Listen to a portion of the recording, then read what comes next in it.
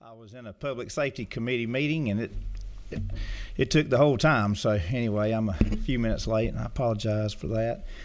To get us started, the senator from the 11th, would you mind opening us in a word of prayer? Thank you. Let's pray. Dear Father, we just thank you for everything you've given us. We thank you for this day. Thank you for just waking us up this morning, and just be with us as we go through this meeting. Lead, guide, and direct us. Just be with our farmers back home and all of our families and businesses, and watch over all of them. And just thank you for agriculture and what it means to this state and to this country. In your name we pray. Amen. All right. Thank you. Thank you, Senator. Get my eyeballs on here. All righty. To start off with, we have Representative Jenkins. Yes, sir. The floor is yours, my friend. Tell us about the good work you've been doing, what you bring before us. Yes, sir. Mr. Chairman, members of the committee, I'm Representative Jenkins, House District 136, and I'm bringing to you House Bill 413 today.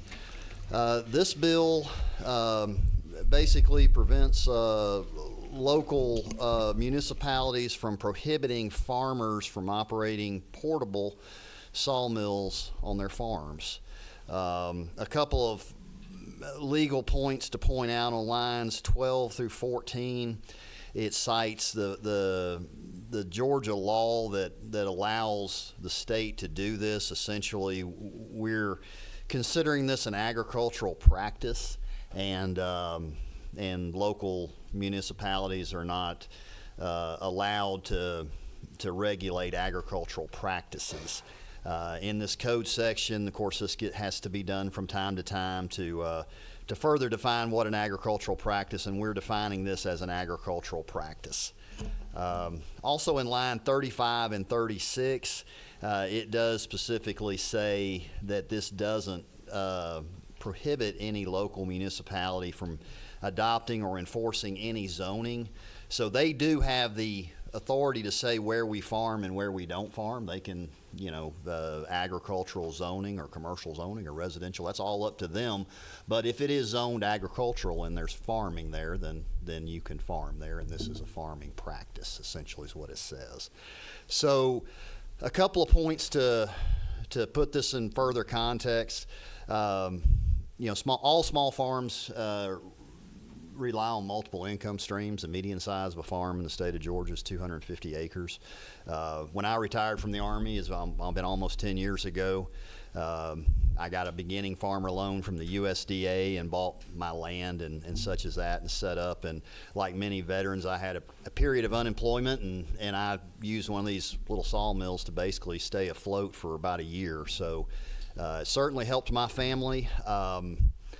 The product that is milled, essentially the wood, is trash. This wood, if it's not milled up here, it's going to wind up in a commercial landfill. It's going to be burned. This isn't anything that's going to go into the main supply of timber. In other words, the way that timber is harvested at a larger scale.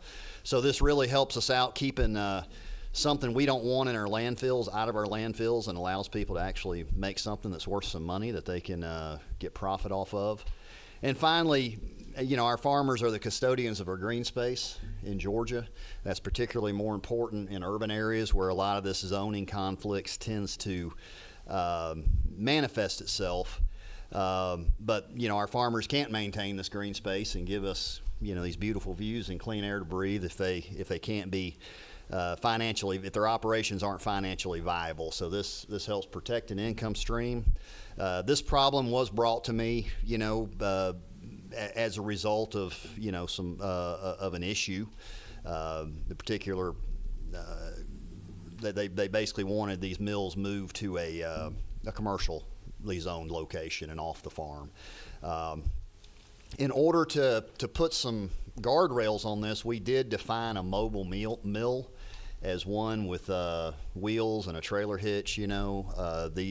Sawmills can scale up pretty big, and that's basically done to prevent a big commercial sawmill from operating on a farm. This is mainly meant to protect an income stream on a small farm. And that concludes my presentation, pending your questions. Well, thank you. Do we have, excuse me, do we have any questions from, okay, number 12, Senator Sermon. Thank you for bringing this bill, Representative. Thank you for bringing the bill. Did you say you were doing a sawmill thing and they asked you to move it to another location? Not me. I haven't been doing that for quite a while, but I did have a person bring this to me that has been affected by this. Well, I would think they'd be grandfathered in anyway, but if they were already doing it to start with, I hope they would be anyway. Well, they were cited as violating zoning. This was actually, it was a 250 acre farm that was required to shut down their sawmill as a result of this, and there's a few others around there that ain't been found yet. They were running scared. If we pass this bill, Mr. Chairman, if we pass this bill, will it retroactively let them open back up and do what they want to do? It would allow this to, if they are zoned agricultural, then they can do this on agricultural land, is what it would allow. So it, unlike that municipality or that county that viewed this as an industrial activity, not an agricultural activity. Thank you.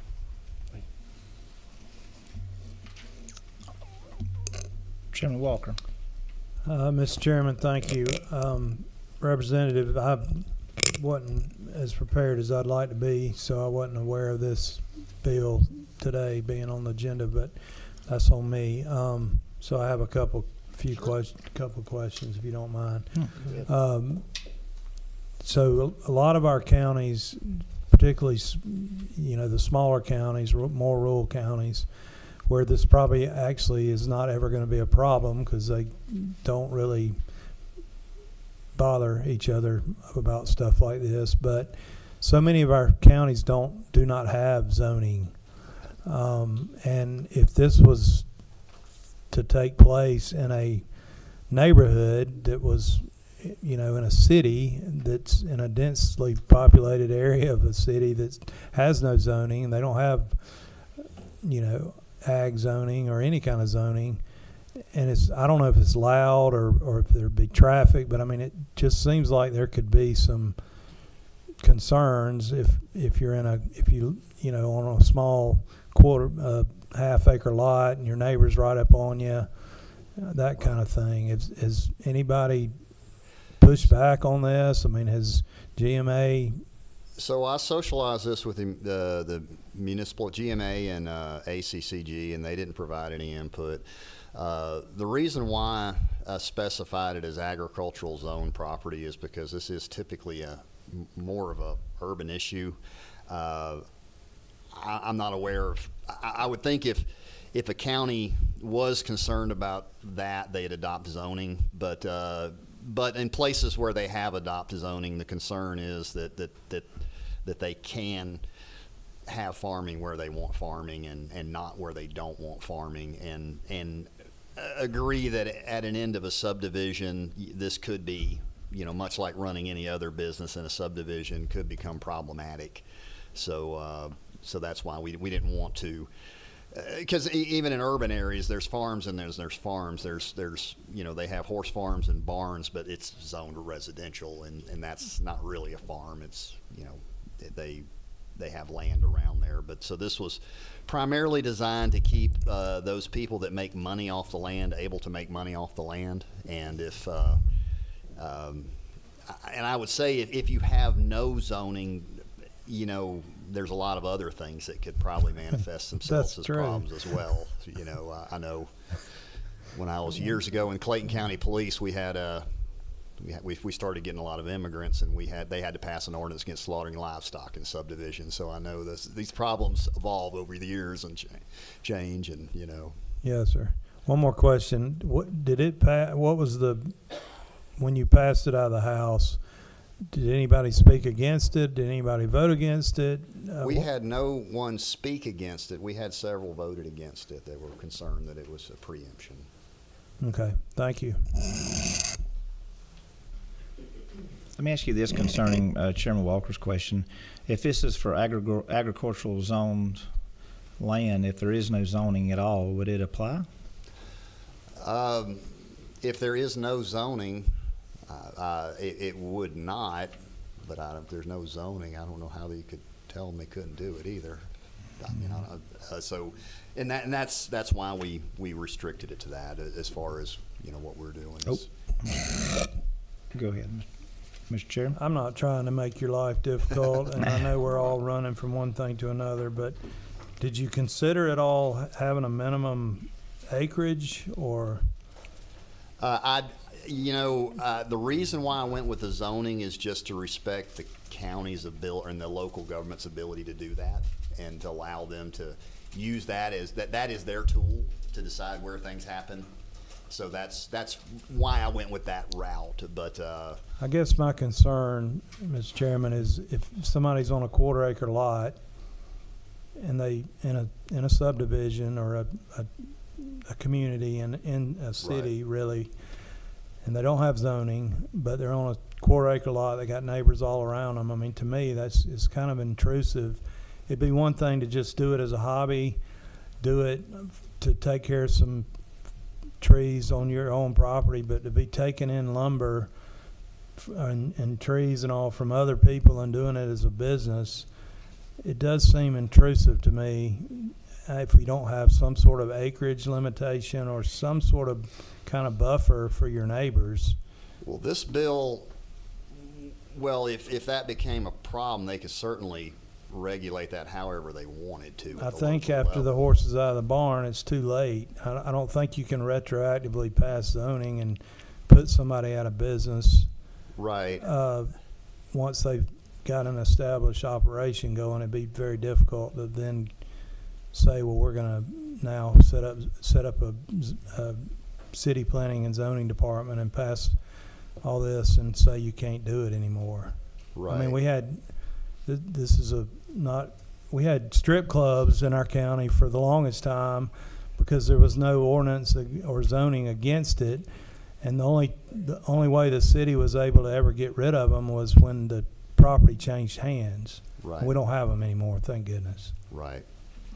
Well, this certainly wouldn't permit something where it isn't already permitted, but by the same token, like you say, it would not forbid something where it's occurring either. So it's kind of an effort to allow the local government to manage their space in accordance with Georgia law, but again allows Georgia law to be employed where it currently is to protect agricultural practices on bona fide farming operations. So if this is occurring somewhere, then that's, this bill doesn't seek to be a remedy for a local government who has this happening somewhere. It's just to protect the people that are on their on farmland. Typically where zoning occurs, there is a minimum acreage on agricultural property, and it varies, but 20 is a common number. But, where zoning is not, then, this isn't an effort to fix problems for cities or counties that they haven't thought to address themselves, I guess, is that how I can put it? If that makes any sense. So I want to ask that question again. If there's no zoning at all, then I don't think this legislation would apply, because you have in your legislation it has to be zoned agricultural for the protection. Am I not correct? Correct. And if there is no zoning, then there's a lot of things that follow that. If people can use their land, I guess, however they want to. So I would say the protection wouldn't be necessary, really. Right. And if the local government had a problem with that, then they would simply adopt zoning. That's usually the course of that. Right. So that's kind of where we went with it, is just to allow the locals to do what they do and to protect the farms that are farming on agricultural lands. All right. Let me see here. I've got Chairman Anderson. Thank you, Representative. Would you mind maybe if we put an amendment on it that acreage? I'd have no problem with that. The only concern I would wonder if we're getting into zoning at that point, is the only concern I would have with it. But I don't, I wouldn't have because I'm not really looking to protect that this on a city lot or anything. Now, on a commercial piece of property, if it was zoned commercial, I guess there isn't a minimum acreage. They could do it on much smaller acreage if that was the case. But I would just feel like that'd be kind of getting into zoning, you know.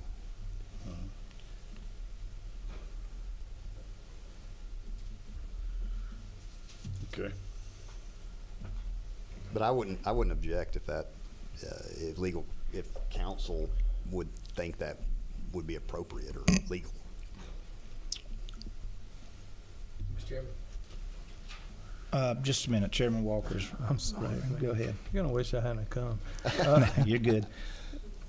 What is your committee schedule for next That's week? what I was just thinking. Representative Jenkins, why don't we do this? Why don't we, we've got a meeting next Wednesday, Okay. and that still would give us time in the process and kind of allow us to work on this a little bit. Absolutely. To ease any of the committee members' concerns about it. I think we all are supportive of the idea, but we just kind of want to make sure that there's not any unintended consequences. Right. And I'd like to, maybe you and I get offline and maybe speak with ACCG or GMA and find out the answers on these zoning issues, if there is no zoning.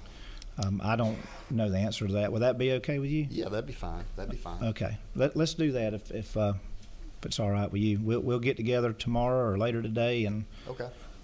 see if we can address those concerns, if that's all right. I got you.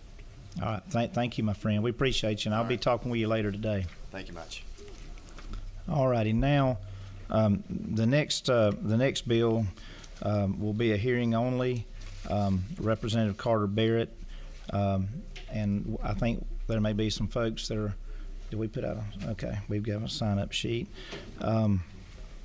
Representative Barrett, we're working off of LC 550589S. Is that correct?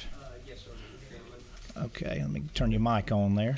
And if it's okay with you, Mr. Chairman, I've got a couple of visual aids. Can I Yes, sir. pass those out real quick? Be well. Be good.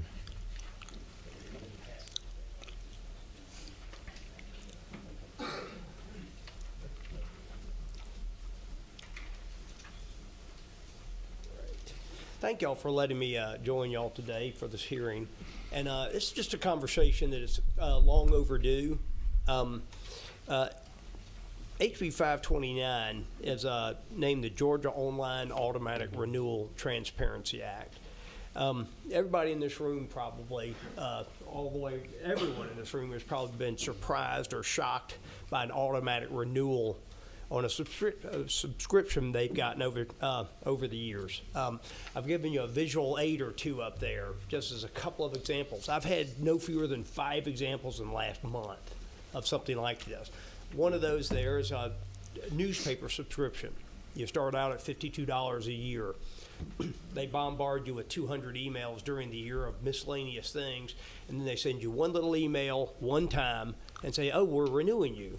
Your new rate's $275, and that's the end of it. You usually, many people miss that thing because they get bombarded with other emails or they're busy or whatever, and they slip that rate in on you.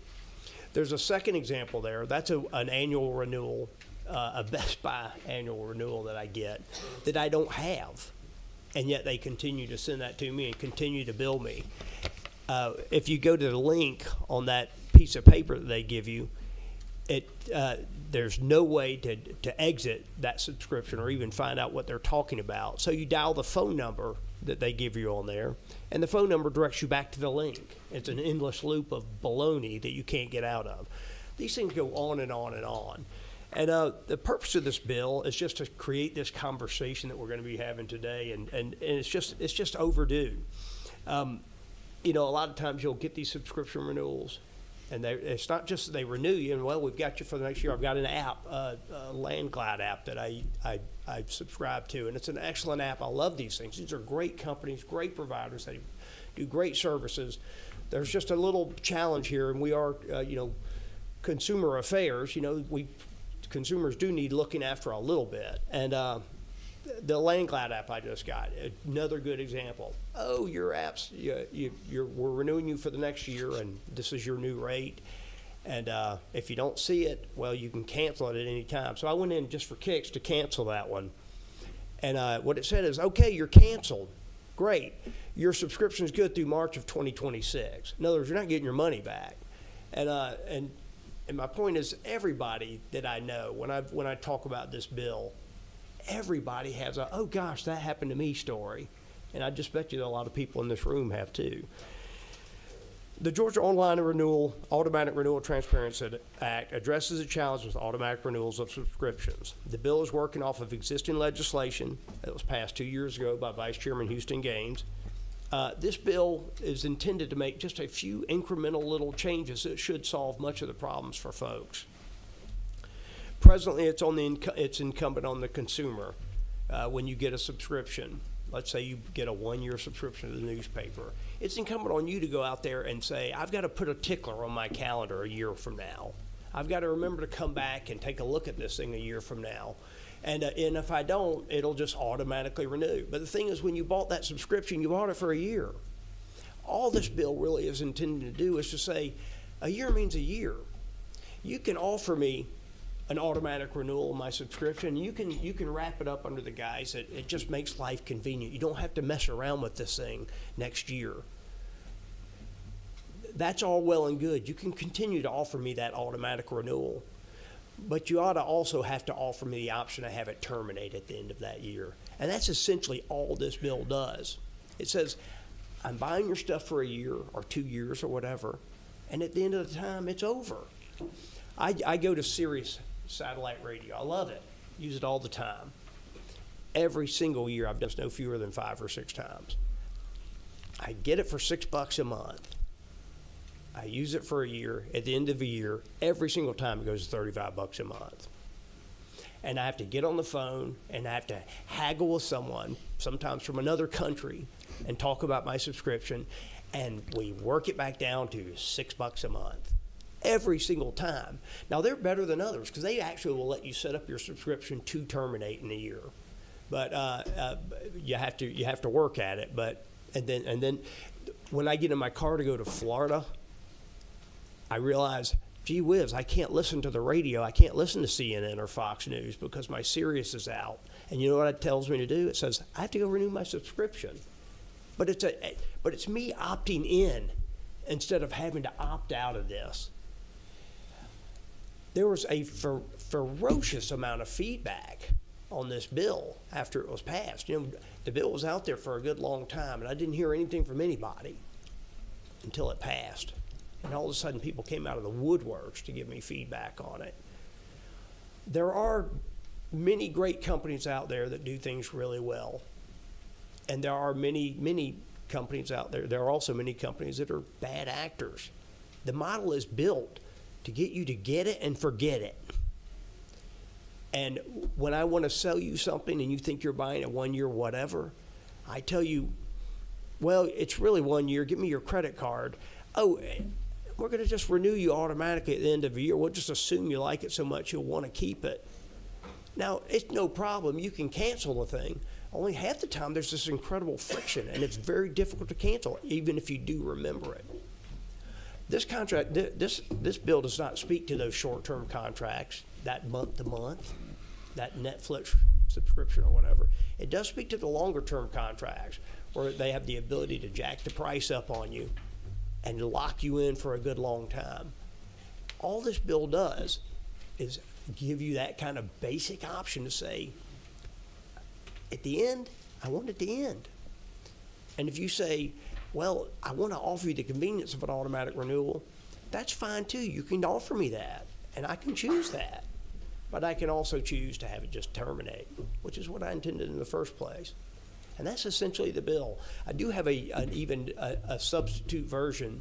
I know this is just a hearing today that I'd like to share with you because there was a lot of noise around the bill.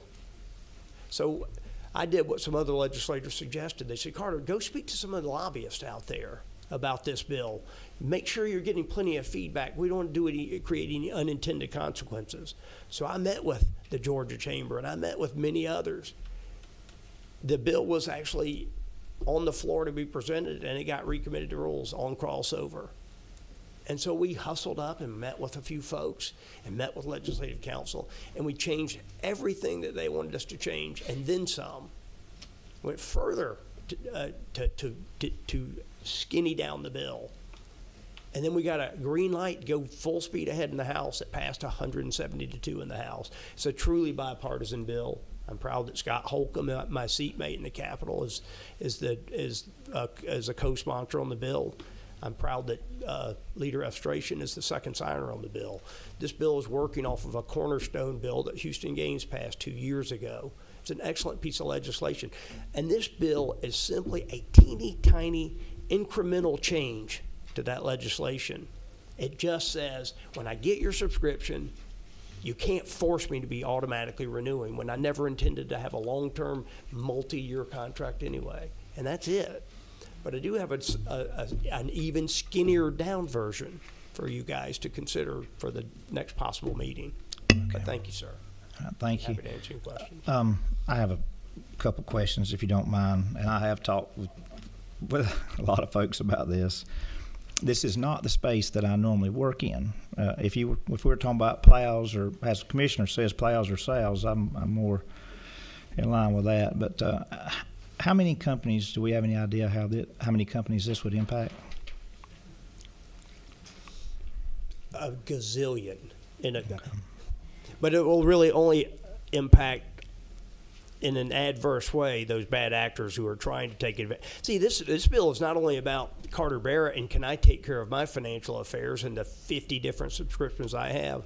I'm trying to imagine the 82-year-old version of me trying to deal with this, trying to deal with those renewals where the prices are cranked up 7-fold or 10-fold.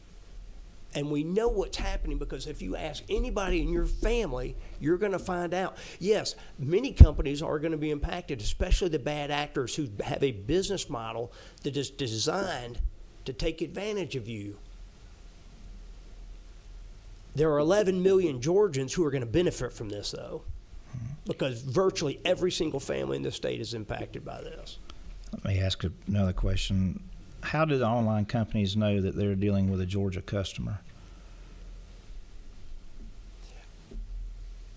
How does an online company know they're dealing with a Georgia customer? Mm-hmm. Well, generally they get their address, and that would be a pretty good indicator that that's a Georgia customer, right? I mean, in other words, how do you notify them that Well, the point you that have I'm trying to ask is, say if I've got Apple Music and I've got all these apps that I have, and it's paid for through, whether it be a credit card or a PayPal or whatever else. I'm asking this question because I don't know the answer. This is not a gotcha question. Thank you. Mm-hmm. So here's the thing, and I've heard sort of iterations of that question lately. We have to remember these are, all these companies are the concerns are mostly around technology companies. And I met with Amazon yesterday, and they were fine with it. They seemed fine with the bill to me. And I think there's someone here who can speak to that today. But they are technology companies. They are the tip of the spear on advancing creative ideas. This is not a heavy lift for an Apple or any technology company to say, Chairman Goodman, you're getting a subscription for me, but I can't possibly figure out how to let you terminate your subscription. They all tell you how easy it is for you to opt out. Essentially, all this is doing is letting you opt out on the front end. You're saying, okay, good, I'm going to go ahead and let you know I'm opting out at the end of the year. If Apple can't handle that, I think we got bigger problems. So let me ask you another question. There was a federal law that was passed that was supposed to address this, is my understanding. Can you speak to how that federal law is going to address subscriptions versus what you're intending to do is? Are you familiar with that law? Yeah, the FTC's click to quit or guidance. A certain senator friend of mine uses an expression all the time. He says, the states should be incubators or are incubators for great ideas to maybe hopefully move up. I'm hopeful that will help. But I know this, a very simple solution here in Georgia says, if I sign up for something, I should be able to have it end at the end. And that will work too. You know, I'm hopeful that the federal government will do it just right and that everyone will implement that just right. But I'm tired of waiting. I don't know, I bet a lot of other people are tired of waiting too. We've been waiting and waiting and waiting, and this has been going on for entirely too long. And I just think it's time for really smart people like the folks in this room and on this panel, on this committee, and people like myself to help bring some relief. Because if I didn't have 5 personal examples in the last 30 days, I'd say, well, maybe it's much ado about nothing. But it's not much ado about nothing. So the FTC, great. I'm so excited that they're finally doing something at the federal level. Do we want to wait a couple more years to see how it works out? Do we want to rely on the federal government? I think we do better here. You know, we know how to balance our budgets in Georgia. We know we do quite well here in Georgia. The jury's still out on how they do things in Washington, D.C. So great, I'm optimistic. And that's why, believe it or not, this legislation is a teeny tiny incremental change to legislation we already have. One legislator said, well, let's make it only for companies over $250 million in sales. I thought, well, that would take the existing legislation that we have on the books now that was created several years ago and render it inert. It's like, I'm not doing that. I'm not even thinking about doing that. I'm trying to make one teeny, tiny, little adjustment to the legislation that we have. That, honestly, if you really have a problem with it, you need to rethink where your priorities Representative, if you are. will, I've got a couple, just a moment. We have some questions here. Number 5 is Senator Kent. Yeah, thank you for bringing this. I see this as a consumer protection bill. One of the things I'm curious about, you mentioned Netflix, and I'm trying to understand the difference between a Netflix and a SiriusXM because in line 63, where it talks about it has to be a period of more than 1 year, like what differentiates subscription services to be month to month versus 1 year? We were careful in this legislation to leave the language the way it was on contracts over a month. In other words, it says over a month for a reason, because we don't want people who are doing a month-to-month contract with Netflix to have to opt back in every month. Obviously, what we do want to do is going forward, when you do a contract that's not a month-to-month, and you are choosing, and they're going to offer you an automatic renewal, we just want them to be able to offer you a way out as well. It really is that simple. As the serious thing is, for me, is it's an annual contract. Okay, so those companies that are doing over a year contract can just go to month, and that would do what? Month to month. The thing about month to month contracts is this: in the original spirit of the bill was just as simple as I identified. And then I took it to committee in the House, and other ideas came out. They said, but what about when the price increases? Shouldn't you have the ability to opt out then? Shouldn't they require you to acknowledge? See, the current law in Georgia says for contracts over 2 years, when they renew your contract automatically for a contract over 2 years presently, they have to notify you. You have to acknowledge receipt of that notification, and you have to agree to it.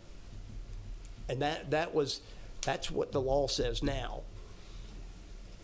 But most consumers don't do 2-year contracts over 2 years. They're shorter than 2 years. So I'm sorry, I'm so crazy. I've lost my own thought. Well, you just raised some interest for me. So would you be willing to include in there if they're going to increase?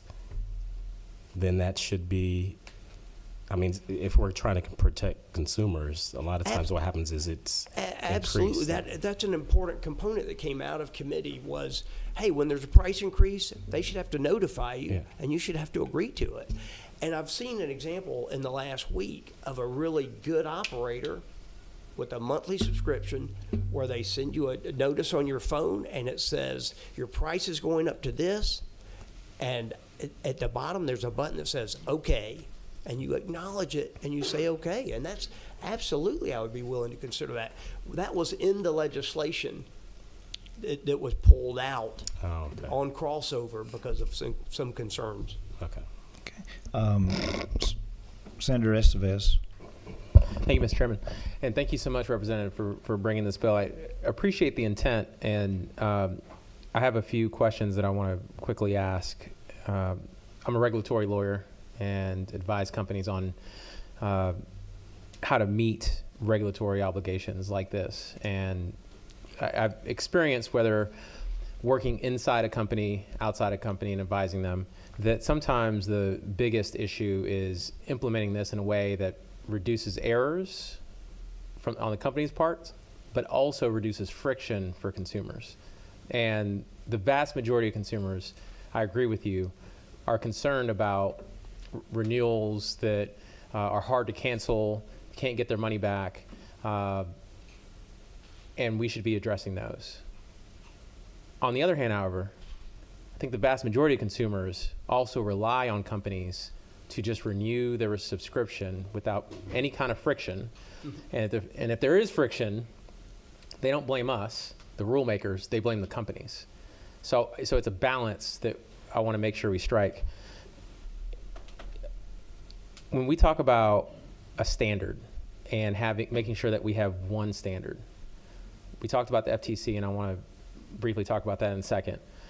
What other states are regulating this specific topic? You mean specifically the ability to have a contract terminate? Yes. I'd have to get back to you on that. There are many other states that have legislation that is intended to do the same type of thing to protect the consumer. And I can certainly get you additional details on that. But as far as this idea, Senator, came right out of my head from personal experience. I didn't go say, what's some fashionable legislation being done around the country that I can bring to Georgia? I've certainly thought about that on occasion before. Not today. I thought, this is outrageous. Yeah. This keeps happening over and over and over again. And what's the simplest solution, period, to not have to deal with these sneak attacks and these renewals automatically at escalating prices? Well, if I could simply have my contract end at the end without having to be forced into an automatic renewal, that would take care of 50 or 70% of the problems. I agree with you. And I've been a victim, if you want to call it that, of this stuff too, except for the fact that there are also many other subscriptions that are on an annual basis that I do want, and I want to make sure that is consistent. My concern is if Georgia passes a bill like this, California passes something completely different or additional or less, Nevada does something, Massachusetts does something, you have 10 states with 10 different standards, then those companies are going to have to try to figure out where their consumers are. And the vast majority, especially in today's world, you don't find out a consumer until you have actually already executed a contract, which means contracts are longer. I think that was the intention of the FTC rule that came out under the Biden administration, by the way, that some of the same industries that are talking to you don't necessarily like, but courts have upheld, and I hope that the current administration continues to uphold it. If we have different standards for different states, and then the FTC rule actually covers a broader base of subscriptions, it doesn't matter whether it's an annual or month to month. It's the they call it negative billing, but it covers a broader base. But so in some ways, the FTC rule is a broader protection, has more stuff in it. But then this bill would have a narrower requirement that would add additional burdens on companies. And I'm wondering if there's a way to make sure that we are not requiring the good companies in particular to try to figure things out by having one standard at the federal level and multiple standards at the state level, which I have seen in my experience causes a lot of issues for consumers and for the companies. It's a great thought, and thank you for it. And I completely agree that making the last thing, I was the founder and CEO of a bank. It was called Community Business Bank. It's business centric. The last thing. These are great companies for the most part that bring us great products and services. We don't want to create an unnecessary burden for them, but this problem has been lingering for a good long time. And click to cancel is a nice thought, and I'm very optimistic about it. I've already seen it in working in a couple of cases. That's not necessarily exactly this either, though. One thing I know for sure is that you probably have more subscriptions than you even know. Most of us probably do. And having to keep up with those, even knowing which ones to go click to cancel, can be problematic. But it's not a problem. At the end of the term, when I get a subscription, it ends. That kind of simplifies things a great deal. I like simple. And last question, enforcement. How is this going to be enforced? This bill does not have nearly, it doesn't have a lot of teeth in it. It really is almost it's a incremental step to create the conversation and I'm open to suggestions. Again, this came out of a basic idea in my head from personal experience, and I am open, and I'm a third-year legislator, so I welcome whatever great feedback I can get from you. If you don't mind, Representative Barrett, Chairman Watson has a question, and he's got a bill to present. Go ahead, Chairman. Thank you, Mr. Chairman, and I'll say this. I've had this problem with uniform providers and solid waste providers, and I hate service contracts, and I try to stay out of all of them now. But I know on the solid waste, there was an opt-out provision once the increase goes up. So if they're going to raise the rate on you, they notify you, and then there was an option to get out of the contract. And that's how I got out of my contract, is because they went up. I read that, I knew that, and I opted out, and my service was canceled. So they do provide, there are provisions to opt out. And I'll have to go back and look, but I remember dealing with some of this in 2020 when it first happened with me as well. But you're moving from 24 months back to 1 year is a majority of what you're wanting to do, correct? To over 1 year, not to a year, but to over 1 year. So it's not going to create undue hardship on, over 2 years, which it currently is, consumers don't really hardly ever do contracts over 2 years anyway. This is over 1 year, which is originally it was 1 year or more, and because of a lot of pushback from a lot of folks in the Capitol, that was changed back to over 1 year. I have a substitution here that is a 38-line bill now that I'd love to share with you, hopefully in anticipation of round 2 of this. Right. Well, and you're going to see that doesn't even apply in this substitution. Okay, thank you. all right. Okay, Chairman Summers. And if you will, Chairman, we got a few people signed up that want to speak. We'll get the last 2 questions here, and then we'll let our speaker speak, and then we've got a little additional business to do. But go ahead, Chairman. Thank you, Mr. Chairman. Representative, you look like a banker. I mean, you dressed really nice today. You look really sharp. By the way, just a couple of quick questions.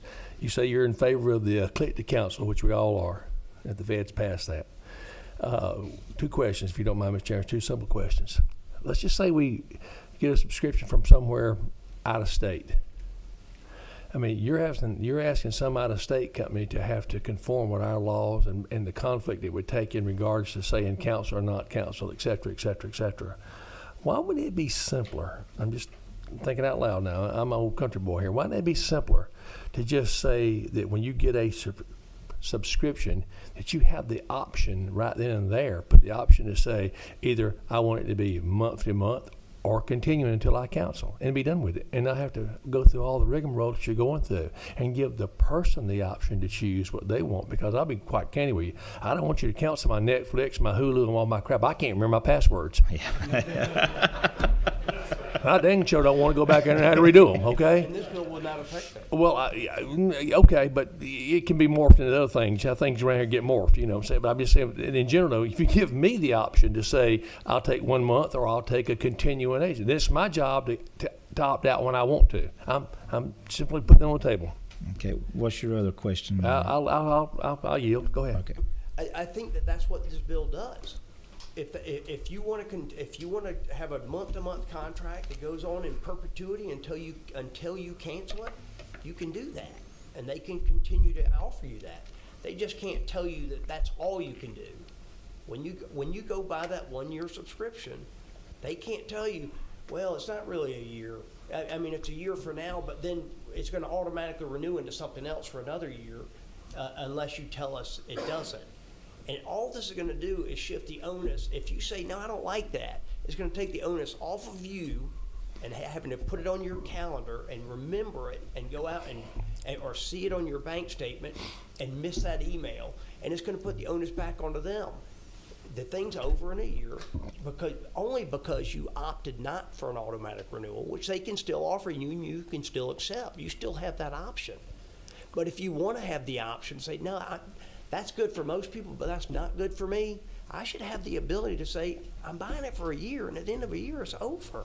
Now, you can come back and resell me in a year, and that takes the onus off of you to have to go put it on your calendar, and it puts the onus onto them to put it on their calendar to come sell you again. I guess the bottom line of it is I just cancel my credit card and we'll start over again anyway. Yeah, but Senator, respectfully, the idea, because I've heard people say that so many times, I just go cancel my credit card so I can get out of these subscriptions. That's just ridiculous that people would have to do that. I mean, that is not appropriate for a consumer to feel like they have to. You've got an American Express card for 32 years. You're going to go cancel that so you can cancel your dang subscription. Well, if you question that credit card with your credit card company and say, I didn't do that Hulu subscription, they're going to cancel it for you anyway. You can dispute it. You can certainly do that. Thank you, Mr. Chairman. We have one final question here from Senator Kemp. Yeah, I'm just not sure I'm understanding the impact that it's going to have now if it's for more than 1 year. If we're saying folks don't do 24 months, don't do 2 years, so do people do 13 months, 18 months? Like, how impactful is it going to be It's if a we great don't question. include 1 year? It's a great question, Senator. Most That contracts was are a 1 year. watered-down version Yeah. of the original bill, and it essentially renders that inert. So you're saying you need us to fix it? I welcome your your clever ideas to fix that. Thanks. All right. Let's see here. All righty. Thank you. Thank you. We've got 3 speakers lined up here to speak on this, and then we have to put somebody on the Southeastern Propane Association board. So I need a quorum to do that. If you don't mind, Miss Vicki Johnson with the Georgia Council on Aging. Thank you.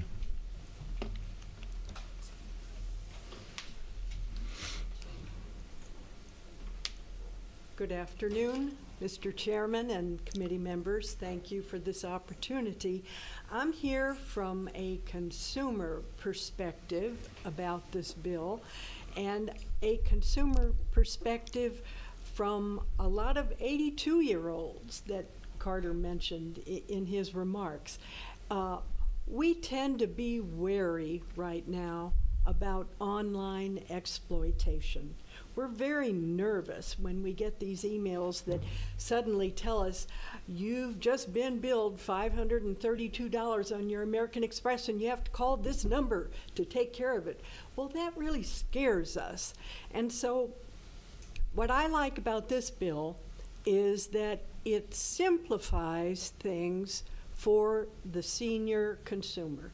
When you become interested in a product and you make the decision, should I participate in this marketplace endeavor or not, your choice is, I will opt for 1 year, or whatever the time constraint is you work out in the bill.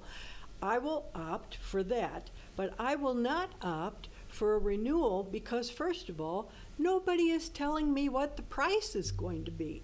When it renews, they just say it will renew at the market price.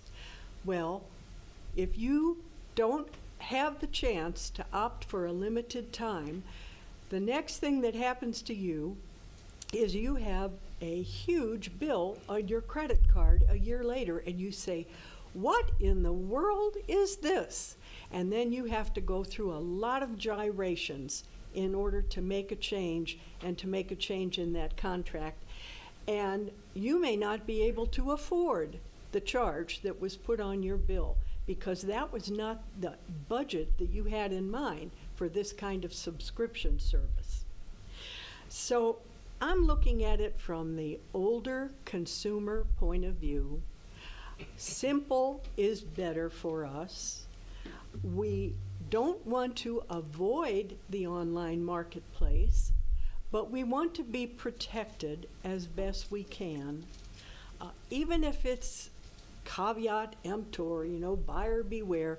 Well, senior buyers need a little bit more help than some of the younger people who are a lot more sophisticated with online purchases.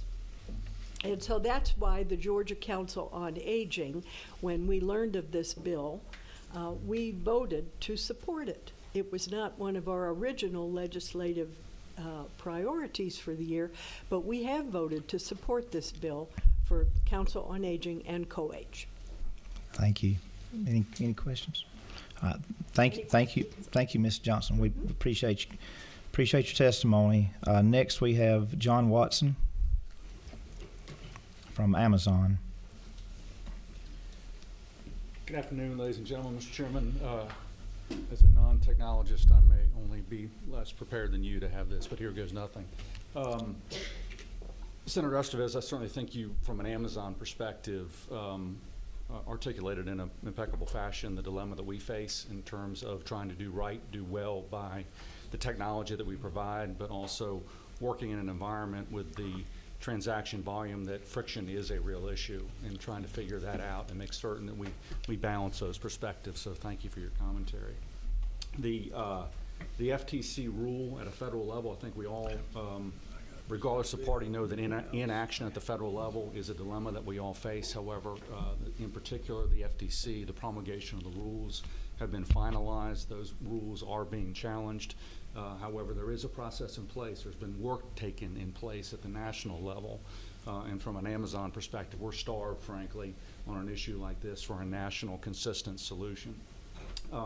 Representative Barrett and I have had serial conversations as late as yesterday with a subject matter expert that was in town, and certainly appreciate the dialogue and thoughtfulness of his approach to this. We still have challenges with the bill. We would like to and will and are committed to engaging in the dialogue.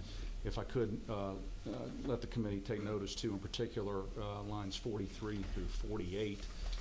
This puts a stipulation to provide a memorialized in writing and signed agreement between the parties. We struggle with the practicality as to an in-writing agreement as to how that's going to be effectively done in millions and millions of transactions. We do believe that that can be covered in a process and have language, and have suggested and given that to Representative Barrett for his consideration, again, in the spirit of workmanship and trying to get to a position of whereby we are at least at a position of saying we understand where you are. We'll never be in a position of frankly, support, because we believe this is ultimately a federal issue. The second issue and last issue I would bring up is on of the 5889S in lines 140 through 145. We would ask for consideration of changes to that language. This is what previously had been a may is now a shall. And dictates two clear actions to be taken. We would prefer and would ask for language that provides an either, that we think is more clear in situations whereby you have a service that is purchased but is in a bundle. And many times you may want to take one component of the bundle out of your services, but you don't want the others turned off. So again, have presented language that we think is very, very similar but addresses our concerns. That's the conclusion of my comments, and again, I want to say thank you to Representative Barrett for the continued dialogue. You do have a question here.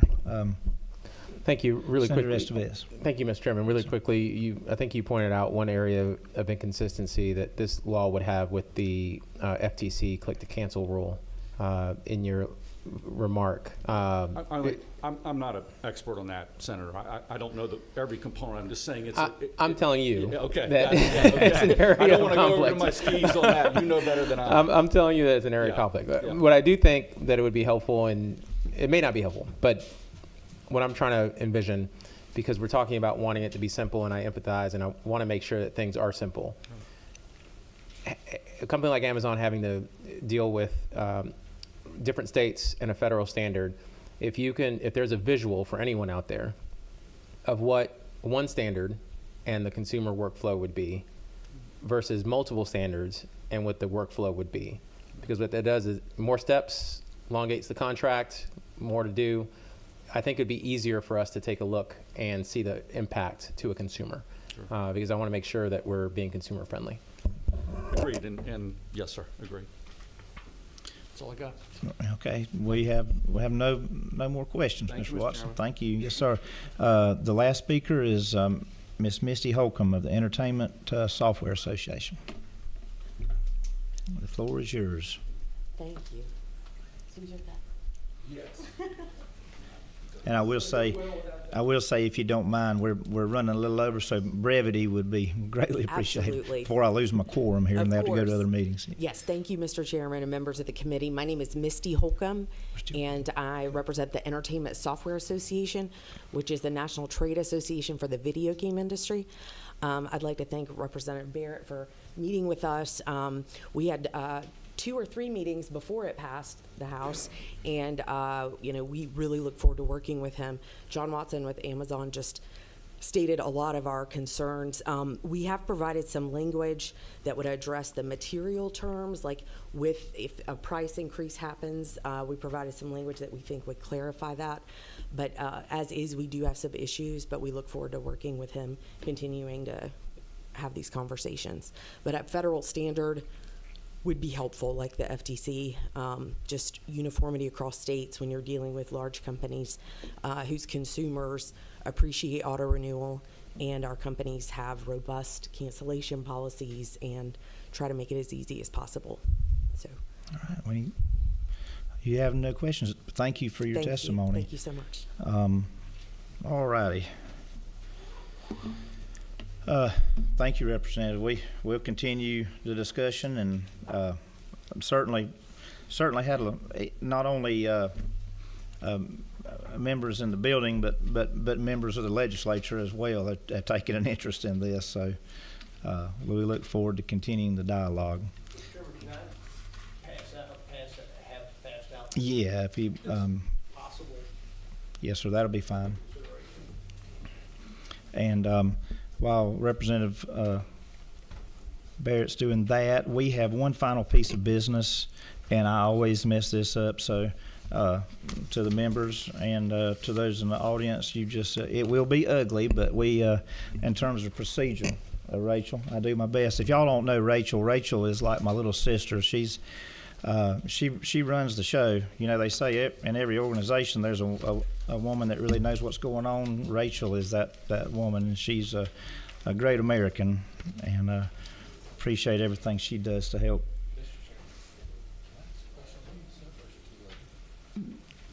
No, as long as I'm gonna keep a quorum, it'd be fine. All right. Look. Okay. If you don't mind, Representative. All right. Number 13. No, thank you, Mr. Chairman. So you've basically brought it down to 38 lines total. With this, are there any other states that do it this way? I can't speak to the other states that do it that way. What I tried to do is take out any possible distractions from the original intent of what I was trying to accomplish, which is exactly what that says. It's now a 38-line bill, and really the essence of it is probably 2 lines, which says if you're gonna offer me an automatic renewal, you also have to give me the option to have it terminate at the end of the initial term. And this, if I can, Mr. Chairman, another, so this would be when you sign up for a subscription or something, they would have to disclose that it's an automatic renewal, number one, and give you the option of having it either terminate after or make it automatic. So you can decide at that point. A or B. And I know we talked about this earlier, but is there an enforcement mechanism to either put a geofence around Georgia, or are you familiar or aware with how we would enforce this? Is it a private cause of action, or? The Attorney General has a role to play, but this doesn't have a heavy-handed response but I think it would give some remedy to consumers. Okay. To say, you need to give me my money back. And it would give them a course of action. I don't think that you would see that exercised really ever, because it would not be worth the effort. $30 for most or something consumers. like that. Yeah. Right. But it makes a point. Sometimes we have to, we need to at least say this is what we're going for, and then it will be incumbent on those vendors to follow also not just the letter but the spirit of what we're trying to accomplish. And this is designed only to be a very incremental little change. And I don't think a bill can get much simpler than that bill at this point. And honestly, I'd have to wonder why anybody on earth would have any real exception with that, unless they're trying to dupe consumers out of their money. Thank you, Mr. Chairman. Thanks for allowing me to do that. Yes, sir. And Senator, this appointment that we have, you can speak on this gentleman. He's from your part of the world. He would like to be reappointed to the Propane Association Board. Do you know Mr. Pete?